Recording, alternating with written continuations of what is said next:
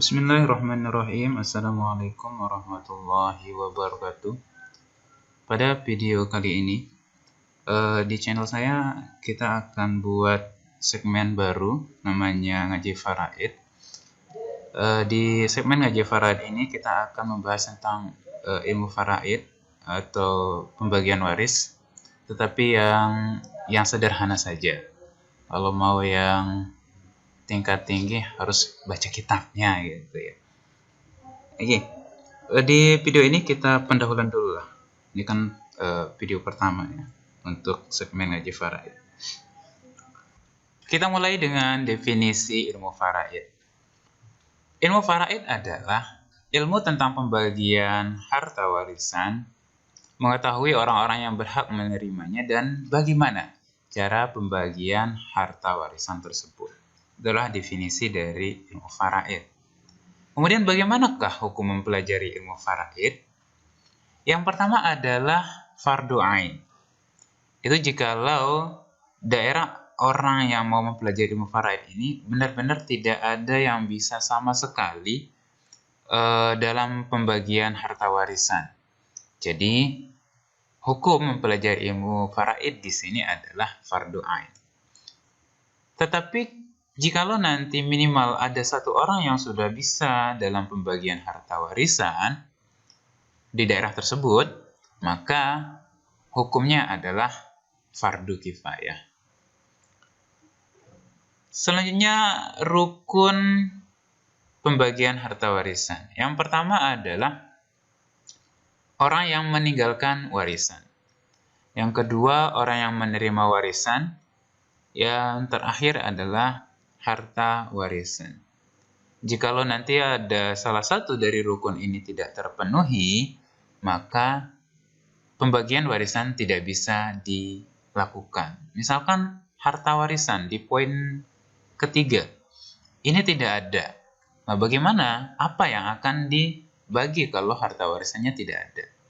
Seperti itu.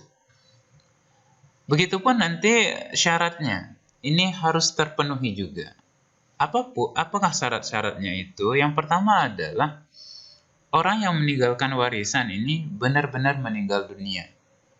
Nah, bagaimana kalau nanti ketika harta warisannya sudah dibagi, kemudian orang yang punya harta warisan ini datang tiba-tiba, lah runyam nanti masalahnya. Makanya syarat yang pertama adalah orang yang meninggalkan warisan ini harus benar-benar meninggal dunia. Yang kedua adalah orang yang menerima warisan ini benar-benar hidup. Yang ketiga, mengetahui cara pembagian warisan. Jangan sampai nanti pembagian warisannya asal-asalan nanti. Ini adalah syarat-syarat yang harus dipenuhi ketika nanti melakukan pembagian harta warisan. Sebab-sebab mendapatkan harta warisan. Yang pertama adalah karena sebab kekeluargaan. Misalkan antara orang tua dengan anaknya, antara kakak dengan adiknya, dan sebagainya. Kemudian yang kedua adalah karena perkawinan. Ini misalkan antara istri dengan suami. Yang terakhir adalah karena sebab memerdekakan budak. Poin yang ketiga ini kalau di Indonesia sudah tidak ada lagi ya perbudakan. Next, penghalang untuk menerima warisan. Yang pertama adalah karena perbedaan agama. Ini perbedaan agama antara yang memberi warisan sama yang menerima warisan. Jika misalkan nanti ada orang tua yang berbeda agama dengan anaknya, kemudian orang tuanya meninggal, maka si anak ini tidak akan mendapatkan harta warisan. Kemudian yang kedua adalah karena membunuh. Ini membunuh orang yang memberi warisannya.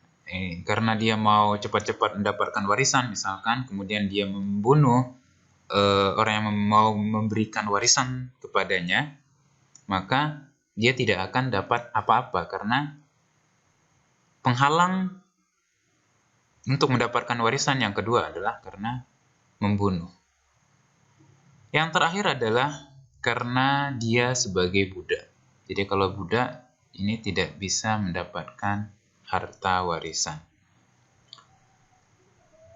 Oke, sekian untuk video kali ini. Semoga bermanfaat.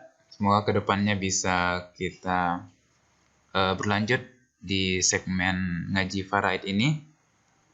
Wallahu muwaffiq wal hadi ila sabilir rasyad. Assalamualaikum warahmatullahi wabarakatuh.